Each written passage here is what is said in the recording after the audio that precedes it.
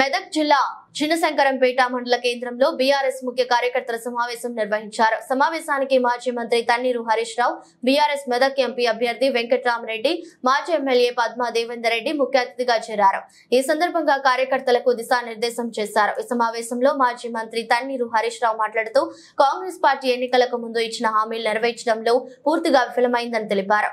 Congress party ఇచ్చిన హామీలు నెరవేర్చాలంటే BRS MP అభ్యర్థి వెంకట్రామరెడ్డిని గెలిపించాలని అనే కార్యకర్తలకు సూచించారు. 2 లక్షల రుణమాఫీ చేస్తామని, 15,000 పెట్టుబడి సాయం అందిస్తామని, కౌలు రైతుకు 12,000 పెట్టుబడి సాయం అందిస్తామని, వడ్లకు బోనస్ ప్రకటిస్తామని తెలిపినా కాంగ్రెస్ అవి అమలు చేయకుండా రైతులను నట్టెట్టా ముంచారని అన్నారు. నాణ్యమైన విద్యుత్ సరఫరా చేయకపోవడంతో మోటార్లు కాలిపోయి రైతులకు తీవ్ర ఇబ్బందులు ఎదురవుతున్నాయని అన్నారు. కేసీఆర్ ఆలయంలో 24 గంటలు నాణ్యమైన విద్యుత్ సరఫరా చేశామని తెలిపారు. బీజేపీ అధికారంలోకి వచ్చిన తర్వాత కేంద్రంలో ధరలు పెరిగాయని, ఆకలి పేదరికం పెరిగిపోయిందని, నిరుద్యోగం పెరిగిపోయి యువత రోడ్డును పడ్డారని బీజేపీని విమర్శించారు. రాముడి గుడి కట్టమంటూ ఇంటింటికి అక్షింతలు పంపి బీజేపీ ఓట్లు వేసుకోవాలని చూస్తుందని, కేసీఆర్ యాదాద్రి దేవాలయం నిర్మించి ఓట్లు అడగలేదని అన్నారు. రైతులకు అన్నం పెట్టింది కేసీఆర్ అయితే కాంగ్రెస్ పార్టీ సున్నం పెట్టిందని మండిపడ్డారు. కానీ కాంగ్రెస్ పార్టీ ఏం చేసిందంటే 100 అబద్ధాలాడైనా అధికారంలోకి రావాలనుకున్నది కాంగ్రెస్ పార్టీ. దురదృష్టవశాత్తు ఏమైందంటే తెలంగాణలో ఒక సామెత ఉంటుంది, నిజం గడప దాటక ముందే అబద్ధం ఊరంతా దుర్గొస్తుందట. మన పని కూడా గట్టలే అయింది. పద్మమ్మ మంచిగానే పనిచేసింది, కానీ హైదరాబాద్కి ఎవరో వచ్చిండ్రు, పెద్ద పెద్ద కార్లు వేసుకొని వచ్చిండ్రు, బాగా సంపద ఉన్నదట, బాగా పనిచేస్తారట అని కొంతమంది ప్రచారం చేసిండ్రు. కాంగ్రెస్ వాళ్ళు కూడా ఇక వాళ్ళు లాస్ట్కు ఎందాక పోయిందంటే ప్రజలు నమ్ముతలేరని బాండ్ పేపర్లు రాసిచ్చింది. మేము 100 రోజుల్లో 6 గ్యారెంటీలు అమలు చేస్తాం, మీకు అన్ని చేసి పెడతాం అని ప్రజలను నమ్మబలికింది. చివరికి ఏం దాకా పోయిండ్రు, ప్రజలు నమ్మేటట్టు లేరు అని బాండ్ పేపర్ మీద నోటరీ డాక్యుమెంట్ రాసి ఇంట్లో తెచ్చి పంచింది. బాండ్ పేపర్ మనం ఎందుకు రాసుకుంటాం చెల్లె? ఏదైనా భూమి కొనుక్కుంటే భయాన్ని ఇచ్చినప్పుడు బాండ్ పేపర్ మీద రాస్తారు. 100 రూపాయలలో 10 రూపాయలలో బాండ్ పేపర్ కొనుకొచ్చుకొని, ఇగో ఈ ఎకరంకు 6 లక్షల రూపాయలకు బేరమైంది, ఇగో 1 లక్ష రూపాయలు భయాన్ని ఇస్తున్నాం, మిగతా 4 లక్షలు 3 నెలల్లో ఇచ్చి రిజిస్ట్రేషన్ చేసుకుంటామని బాండ్ పేపర్ మీద రాసి మనం ఇచ్చుకునేది ఊళ్ళల్లో ఒక పద్ధతి. బాండ్ పేపర్ అంటే నమ్మకం. బాండ్ పేపర్ మీద రాస్తే కోర్టుకు పోయినా, పోలీస్ స్టేషన్కి పోయినా, కులంలో కూర్చున్నా, ఊళ్ళో గ్రామ పంచాయతీ కాడ కజిన్ కాడ కూర్చున్నా బాండ్ పేపర్ మీద రాస్తే చెంతది అనుకుంటాం, అంతే కదా.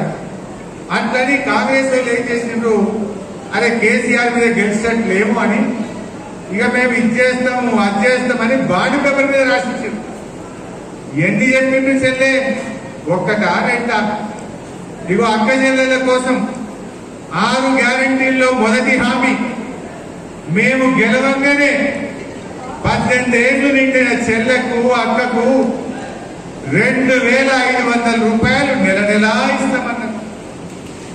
4 నెలల గెలిచి గద్దెనెక్కి 4 నెలలంతా ఇంతమంది అక్క చెల్లెళ్ళు ఉన్నారు. ఇక ఎవరికన్నా 2,500 పడ్డాయా? పడ్డాయా చెల్లె? పడ్డోళ్ళు ఎవరన్నా ఉంటే కాంగ్రెస్ కోటైంది, పడని వాళ్ళంతా కారు గుర్తు కోటైంది తప్ప, అంతే కదా. అన్నా ఒక్కడు మాట్లాడతలే, చేసిన ముఖమైతే వస్తువులు మాట్లాడని, ఎగబెట్టిన ముఖం కనుక ఒక్కడు కూడా మాట్లాడుతున్నటువంటి పరిస్థితి లేదు. రైతన్నలు, తమ్ముళ్ళు, కార్యకర్తలు, అమ్మ తాతలు మాట్లాడుతున్నారు. కరెంట్ పోయి అది ఎప్పుడు వస్తుందో ఎప్పుడు పోతుందో, రాత్రి కూడా కరెంట్ ఉంటేనే లేదు అక్కడ బాయిల కాడ. ఈ రకంగా రైతుల మోటార్లు కాలుతున్నాయి.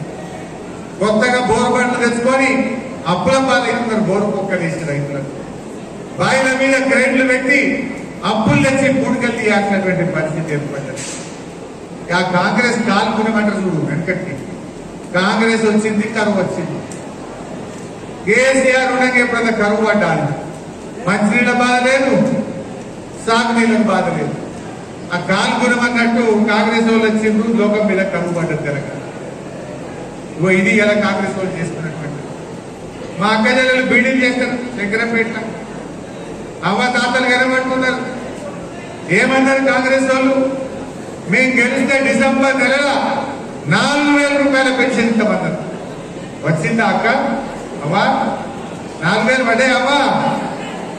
రెండే కదా మన కేసీఆర్ ఇచ్చిన రెండే. ఎందుకంటే కేసీఆర్ మాకిచ్చిండు 200 పెన్షన్ 2,000 చేస్తా అన్నాడు. చేసిందా లేదా కేసీఆర్? కాంగ్రెస్ వాడు 4,000 ఇస్తా అన్నాడు. నమ్మబలికిండు, అవ్వదాతలను మురిపించిండు. నమ్మి ఓట్లేస్తే నట్టేట ముంచింది కాంగ్రెస్ పార్టీ. డిసెంబర్లోనే 4,000 ఇస్తా అన్నాడు. ఇప్పుడు 4 నెలలు కదా, డిసెంబర్ పై జనవరి, ఫిబ్రవరి, మార్చి, ఏప్రిల్ అంటే ఒక్కొక్క అవ్వకు తాతకు ఒక్కొక్క చెల్లెకు కాంగ్రెస్ పార్టీ 4 నెలల 8,000 రూపాయలు బాకీ పడ్డది. పడ్డదా పర్లేదా? లెక్క ప్రకారం 8,000 ఇవ్వాలా వద్దా? ఇచ్చిన మాట ప్రకారంగా 4 నెలల 8,000 రూపాయలు ప్రతి అక్కకు చెల్లెకు కాంగ్రెస్ పార్టీ బాకీ పడ్డది. కాంగ్రెస్ నాయకులారా, మా అవ్వ తాతలకు, మా బీడీ కార్మికులకు, మా నేత గీత కార్మికులకు 8,000 ఇచ్చినాకనే బిడ్డను ఓటర్ గారు కాంగ్రెస్. 8,000 బాకీ పడ్డావు, 8,000 ఇచ్చినాకనే కాంగ్రెస్ వాళ్ళు ఓటర్ గారు. అవునా కాదా? మోసం కాదా? ఇంకా బాధ ఏంటంటే మధ్యలో జనవరి నెలల ఒక నెల ఆయన పెన్షన్ ఎక్కువ ఆ ఇచ్చే 2,000 ఎక్కువ నడిమిట్లో పట్టి పోలే చెల్లె. నడిమిట్లో జనవరిలో పెన్షన్ బాగా ఏర్పడతా మీకు ఒక నెల ఆయన లేకపోయింది. ఇది ఎట్లుండదంటే ఎక్కడికంటే కూడా అన్న వస్త్రానికి పోతే ఉన్న వస్త్రం పోయిందట. 4,000 ఆశపడితే ఇంకా 2,000 కూడా ఎక్కువ జనవరి. మరి ఇంకా కాంగ్రెస్ పార్టీ కోటేద్దామా? ఇప్పుడు నేను అసెంబ్లీలో నేను కొట్లాడద్దా మీకోసమే? మొన్న మాట్లాడిన అసెంబ్లీలో మంచిగానే మాట్లాడిందా? కొట్లాడిందా లేదా? రేపు కొట్లాడాలా ఉందా? రేపు రేవంత్ రెడ్డి పట్టుకొని నేను బల్లకుంది అసెంబ్లీలో మా అవ్వతాతలకు 4,000 ఇస్తాను మోసం చేసినాం. మా రైతులకు 2 లక్షలు మాఫీ చేస్తాను మోసం చేసినాం. 15,000 రైతు బంధు ఇస్తాను మోసం చేసినావు. తులం బంగారం ఇస్తాను మోసం చేసినావు. పెళ్లికి అనలే తులం బంగారం ఇస్తామని మోసం చేసినావు. రైతులకు కౌలు రైతులకు ఇస్తాను మోసం చేసినావు. బిడ్డ రేవంత్ రెడ్డి ఖబర్దారని నేను గట్టి కొట్టాలన్నా వద్దా? మరి కొట్టాడాలంటే మీరు నాకు బలం ఇవ్వాలి. మీరు ఇవ్వలేదనుకో ఏమంటాడు రేవంత్ రెడ్డి? ఏంటే అడిగినట్టు బాగా మాట్లాడుతున్నావు. నేను 4,000 పెంచి అక్కడికి కూడా 2:30కే పోవాల్సింది ఉండే. అందువల్ల ఒకసారి శంకరంపేటలో మీ అందరికీ నమస్కారం పెట్టి చాలా రోజులైన మిమ్మల్ని చూడక. అప్పుడేమో మనం అమరవీరుల స్తూపం దగ్గర శంకరంపేటలో ప్రతి ఏడాది పండుగ చేసుకుందాం. అమరవీరుల స్తూపం దగ్గరికి మీరు అందరూ వచ్చేవాళ్ళు. సరే ఒకసారి మీ అందరికీ నమస్కారం పెట్టి వెళ్దామని వచ్చిన. నేను ఒక 5 నిమిషాలు మాట్లాడిపోతా. నేను పోయిన తర్వాత పద్మమ్మ గారు వాటికి 2,500 అన్నారు, 2 లక్షల రుణమాఫీ అన్నారు, 15,000 రూపాయల రైతు బంధు అన్నారు, వ్యవసాయ కూలీలకు 12,000 అన్నారు, కౌలు రైతులకు 15,000 అన్నారు, 24 గంటలకు కరెంట్ అన్నారు. ఒక్కటన్నిచ్చిండ్రా? 5 చెప్పిండ్రు రైతులకు, ఒక్కటన్నా చేసిండ్రా? 4 నెలల కాంగ్రెస్ పాలన నానా ఒక్కటన్నా సుఖం ఉన్నదా? ఏం చేసింది? అక్క చెల్లెలకు 2,500 అన్నారు, మోసం చేసింది. రైతులకు ఏం చెప్పింది? రైతులకు మేము రాగానే డిసెంబర్ 9వ తారీఖు నాడు 2 లక్షల రుణమాఫీ చేస్తాము అని చెప్పింది. మాఫీ వాళ్ళు కూడా మళ్ళా తెచ్చుకొని మళ్ళా మాఫీ చేస్తామన్నారు. చేసిండ్రా? డిసెంబర్ 9 నాడే 2 లక్షల మాఫీ అన్నారు. డిసెంబర్ వాయే, జనవరి వాయే, ఫిబ్రవరి వాయే, మార్చి వాయే, ఏప్రిల్ నెలకు వచ్చాం. 4 నెలలైనా రుణమాఫీకి దిక్కులేదు. బ్యాంకులో ఊళ్ళ మీద పడుతున్నారు, అప్పు కట్టుని దర్వాజాలు నీకపోతామంటున్నారు. ఎందుకంటే కూడా అంజుమన్ బ్యాంక్ కూడా వచ్చినప్పుడు చేసినట్టు ఇప్పుడు బ్యాంకులో ఊళ్ళ మీద పడుతున్నారు. అంటే కాంగ్రెస్ వాళ్ళు రుణమాఫీ చేస్తామని రైతుల్ని మోసం చేసినారు. మా రైతన్నలు శంకరంపేట రైతన్నలు ఒక్కసారి ఆలోచించండి. ఏం చెప్పిందన్నా, ఇక మేము వస్తున్నాం, వడ్ల అమ్ముకోకుండ్రి, మక్కలకు వడ్లకు 500 రూపాయల బోనస్ ఇస్తాము అని చెప్పినారే. 2500 క్వింటల్ వడ్లు కొట్టమన్నారు. యాసంగి వడ్లు నిండియాల కోతలు స్టార్ట్ అవుతున్నాయి. మరి ఇప్పుడు అడుగుంది కాంగ్రెస్ వాళ్ళను, ఏమైనా నీ 2500 వడ్లకి ఇస్తాను, నీ 2500 వడ్లకి ఎప్పుడు ఇస్తామని అడగాలనా వద్దా మనం? ఈ యాసంగి వడ్లు కల్లాల మీద 2500 రూపాయలు ఇచ్చి కొంటేనే ఈ తాప కాంగ్రెస్ కు ఓటేద్దాం, లేదంటే కారు ఓటేసి కాంగ్రెస్ వారికి బుద్ధి చెప్తాం. గ్రామాల్లో చర్చ పెట్టండి.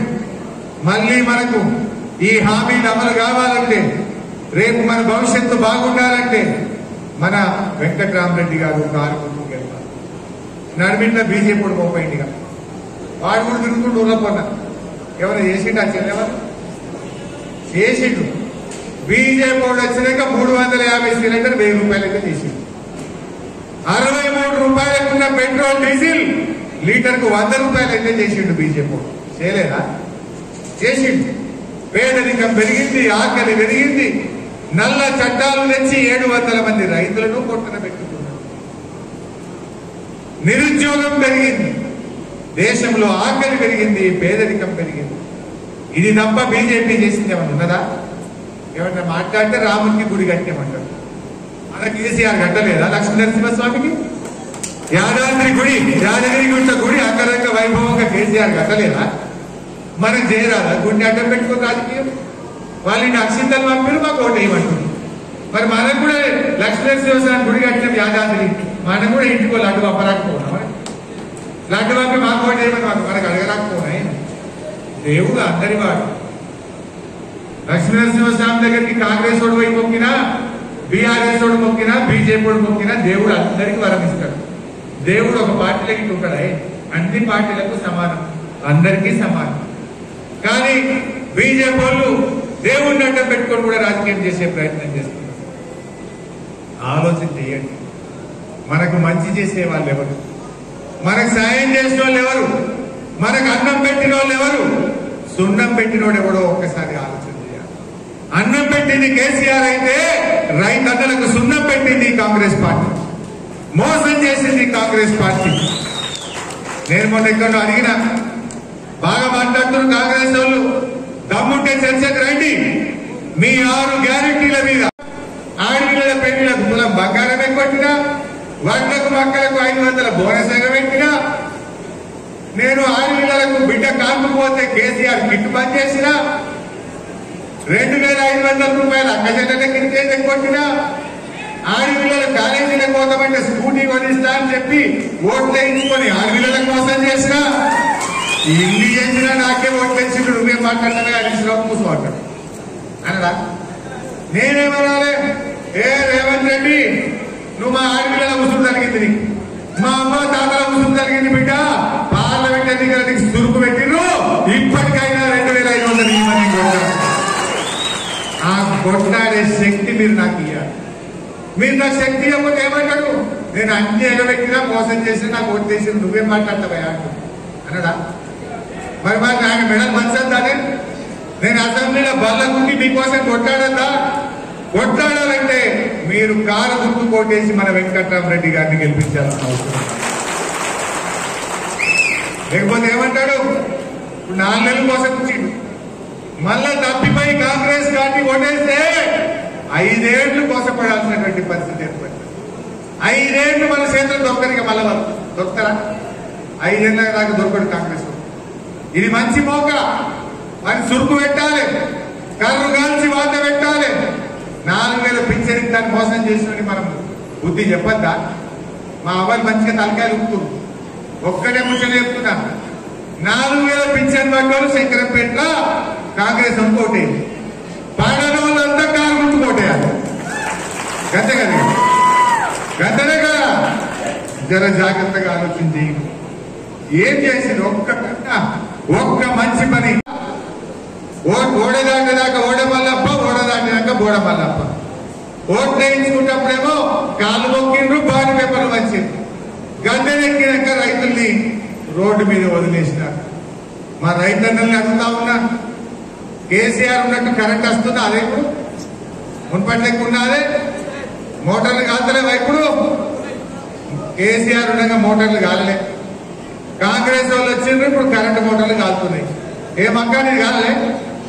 ఎన్నిసార్లు కాలింది? 2 సార్లు కాలిందా? ఆమె చూపిస్తుంది కానీ 2 సార్లు కాలిందట. కాలినప్పుడల్లా 10,000 ఖర్చు అవుతలేవు. అంటే బీఆర్ఎస్ పార్టీ వాళ్ళ మీద కేసులు పెట్టుడు, లీకులు ఇచ్చుడు, అన్ని జూటా మాటలు ప్రచారం చేసుడు, టీవీలల్లో పేపర్లల్లో అన్ని అబద్ధాలు చెప్పుడు. అరే కేసీఆర్ ఉండగా ఆయన ఏం దండాడిండో ఏం చేసిండో ఇచ్చిన ప్రతి పని చేసిండు. అరే ఇంటింటికి నల్లబెట్టి మంచినీళ్ళ గోసనిచ్చింది కేసీఆర్ కాదా చెల్లె? నువ్వు చెప్పు. విద్య పట్టుకొని రోడ్డు మీదకి పోకుండా మీకు మంచినీళ్ళు ఇచ్చింది కాలుగుర్తోలా కాదా? లేకుండా చేసినా లేదా? ఎండాకాలంలో మంచినీళ్ళు ఇచ్చింది కేసీఆర్. కళ్యాణ లక్ష్మి కింద 1,00,000 రూపాయలు ఇచ్చింది కేసీఆర్. నీ పింఛన్ 2,000 చేసింది కేసీఆర్. నీ బిడ్డ కాల్పుపోతే రూపాయి ఖర్చు లేకుండా కాల్పు చేసి కేసీఆర్ గిట్టించి ఆటో కిరాయి లేకుండా తల్లిని పిల్లలు సేకరించింది కేసీఆర్. రైతు బంధు కింద ఎకరానికి 10,000 ఇచ్చింది కేసీఆర్. అదృష్టం బాగలేక రైతు చనిపోతే 5 లక్షల రూపాయలు రైతు బీమా ఇచ్చింది కేసీఆర్. ఇవాళ చెరువులు బాగు చేసింది కేసీఆర్. మీ పిల్లల చదువుల కోసం 600 గురుకుల పాఠశాలలు పెట్టింది కేసీఆర్. ఎన్ని పనులు చేసింది కేసీఆర్? కరోనా కష్టకాలంలో కూడా, కరోనా వచ్చి లాక్డౌన్ తలుపులు పెట్టుకొని జనం ఇళ్లలో కూర్చున్న కాలంలో కూడా టైం మీద రైతు బంధించి నీకు టింగున నీ ఫోన్లు మోగేటట్టు చేసింది కేసీఆర్. ఇప్పుడు కరోనా లేదేం లేదు. 4 నెలలైనా ఇంకా పురాగా రైతు బంధు సగం మందికే పడ్డది. ఇంకా కొంతమందికి వాళ్ళే. అరే రైతు బంధు నీ దున్నడానికి ట్రాక్టర్ కిరాయకో, నాట్లు వేసినందుకో, కలుపు తీసినందుకో, దుక్కి మందుకు రైతు బంధు ఇవ్వాలి. కోతకొచ్చినాయి వాళ్ళు ఇంకా రైతు బంధు పడలేదు. ఇదేం కాంగ్రెస్? ఇది మోసం కాదా? ఇది రైతుల పట్ల చిన్న చూపు కాదా? కరోనా కాలంలో కేసీఆర్ ఇస్తాడెట్లా, ఈ కాంగ్రెస్ కు ఇయ్య శాత కాదెట్లా అని చెప్పి నేను అడుగుతా ఉన్నా. ఆలోచించండి. ఏదో పాపమని నమ్మిండ్రు మీరు, మరి ఆగం అయిపోయినవా లేదా?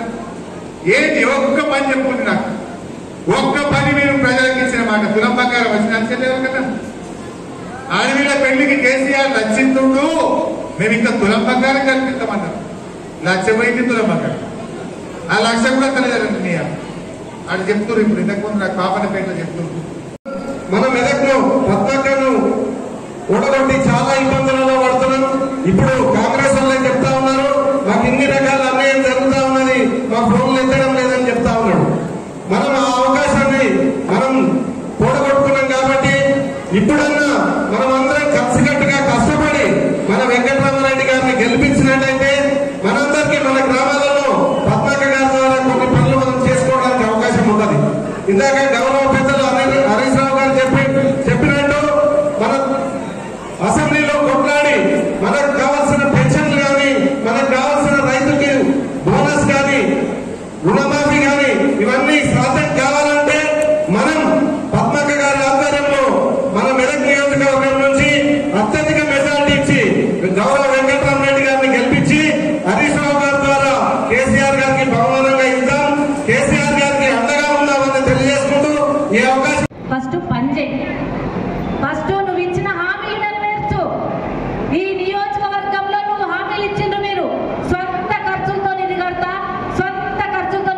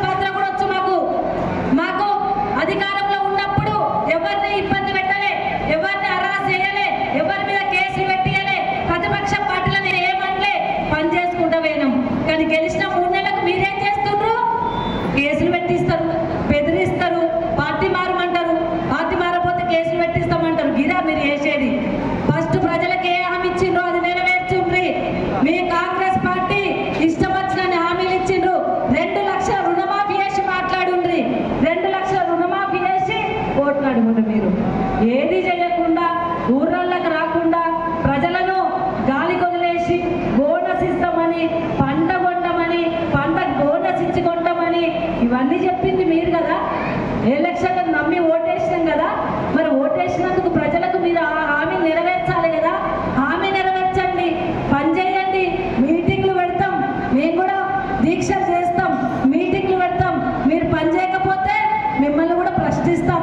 ప్రశ్నించే గొంతుగా 14 ఏళ్ళు ఉద్యమం చేస్తున్న సందర్భంలో మీరందరూ మైనంపల్లి హనుమంతరావు గారు కావచ్చు, రేవంత్ రెడ్డి గారు కావచ్చు, నై తెలంగాణ అన్నారు. మీరు జై తెలంగాణకు సపోర్ట్ కూడా చేయలే. కానీ తెలంగాణ తెచ్చుకున్నాం. 14 సంవత్సరాలు పోరాటం చేసి తెలంగాణ రాష్ట్రాన్ని సాధించిన తెలంగాణను బాగు చేసుకుంటూ వచ్చినాం. కానీ మేము 9 ఏళ్ల పాలనలో అనేక రకాల నెరవేర్చినాం. పెన్షన్లు ఇచ్చినాం. అదేవిధంగా 200 పెన్షన్లు 2000 రూపాయలు చేసినాం. అదేవిధంగా వాళ్ళకి అన్ని రకాల కూడా సహాయ సహకారాలు అందించినాం. కళ్యాణ లక్ష్మి పథకం తెచ్చినాం. కానీ మీరు 4 నెలలైనా ఇదివరకు అమలు చేయాలి. మేము ఏమంటున్నాం? ఇప్పుడు ఎన్నికలు వచ్చినాయి.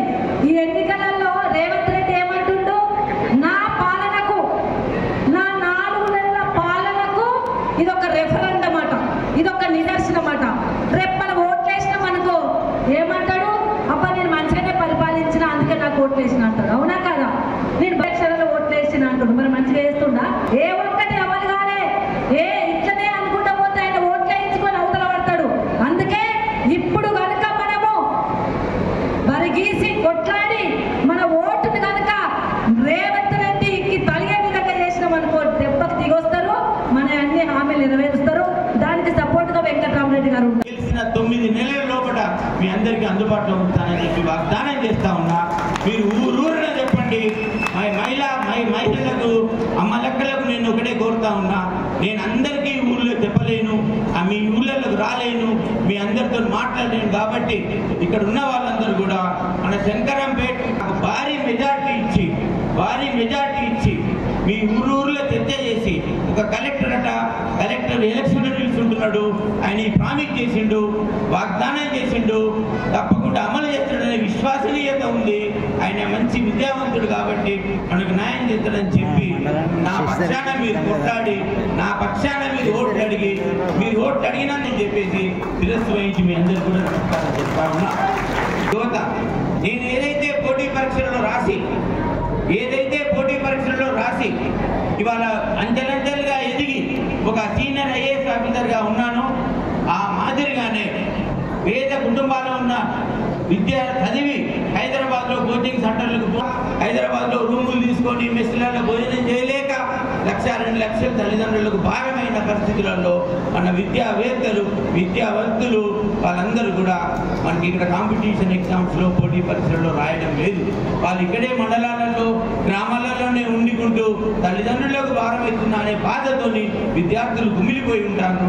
వాళ్ళందరికీ కూడా నేను ఒక ఆశాజ్యోతి కావాలని, వాళ్ళందరి చెంతన నేను ఉండాలని, నాలాగా వాళ్ళు పోటీ పరీక్షలు రాయాలని, నాలాగా వాళ్ళు ఉన్నత ఉద్యోగాలు రావాలి అని చెప్పి కోరికతో నేను free education training competition exams కి కోచింగ్ సెంటర్లు కూడా ఈ ఫంక్షన్ హాల్లో పెడతా అని చెప్పేసి మీ అందరికి కూడా వాగ్దానం చెప్తా ఉన్నా. పిల్లలకు అవసరం ఉన్నప్పుడు తప్పకుండా నేను ఇక్కడే కోచింగ్ సెంటర్ పెడతాను. ఎందుకంటే కోచింగ్ సెంటర్ ద్వారానే నేను రాసా. కోచింగ్ సెంటర్లో చదివే నేను ఉత్తీర్ణయ్యా. కోచింగ్ సెంటర్లో చదివినాకనే నాకు ఈ ఉద్యోగం వచ్చింది. మరి నాలాగా అంత చదివి ఉండి స్తోమత లేకుండా ఉన్న విద్యార్థులకు ఇక్కడే మెదక్లోనే కోచింగ్ సెంటర్ స్టార్ట్ చేసి అన్ని నియోజకవర్గ కేంద్రాలలో స్టార్ట్ చేసి ట్రైనింగ్ ఇస్తా అని చెప్పేసి మీ అందరికి కూడా పేరున వాగ్దానం చేస్తాను. నా విశ్వసనీయతను మీరు శంకించకండి. ఈ ఒక్క అవకాశం నాకు ఇవ్వండి. నేను అబద్ధం జీవితంలో ఆడలేదు, ఆడాల్సిన అవసరం అంతకన్నా లేదని చెప్పేసి మీ అందరికి కూడా పేరున విన్నవించుకుంటాను. అవసరం లేదు. ఒక కలెక్టర్గా ఉన్నత పదవి చేసి మంచి పేరు సంపాదించి ఈ మెదక్ గడ్డ మీదనే నాకు ప్రఖ్యాతలు వచ్చినాయి. దేశవ్యాప్తంగా మంచి కలెక్టర్గా పేరు వచ్చింది. మరి ఆ మంచి కలెక్టర్గా పేరు వచ్చిన గడ్డను నేను మోసం చేయను, గడ్డ మీద తప్పుడు వాగ్దానాలు చేయను, గడ్డ మీద విశ్వసించినాను. నేను కన్వే చాలితే కూడా ఆ భూమిలోకే పోవాల్సింది, ఈ మెదక్ గడ్డ మీదనే పోవాల్సింది. కాబట్టి దాని మీద నేను ప్రామిస్ చేసి చెప్తా ఉన్నాను, నేను అబద్ధం ఆడనని చెప్పి. మీరు గ్రామాన చర్చ పెట్టండి, మహిళలకు ఇవాళ ఇంట్లో చర్చ పెట్టండి, రేపు ఉదయం ఇంట్లో చర్చ పెట్టండి. సమయం లేదు, నాకు అఖండ విజయం ఇవ్వండి. వెంకట్రామరెడ్డికి బీఆర్ఎస్ పార్టీని మన కారు గుర్తుకి ఓడేసి నన్ను అఖండ విజయం ఇవ్వాలని చెప్పేసి మీ అందరికి కూడా పేరు పేరున కోరుకుంటూ మీ అందరికి కూడా నన్ను మళ్ళీ దీవిస్తారని చెప్పి, నేను గెలిచిన తర్వాత ఇదే ఫంక్షన్ హాల్లో ఇదే మన పద్మాదేవిని చేసుకుందాం, మనం సంతోషంగా అందరం కలుతామని చెప్పేసి మళ్ళీ ఒకసారి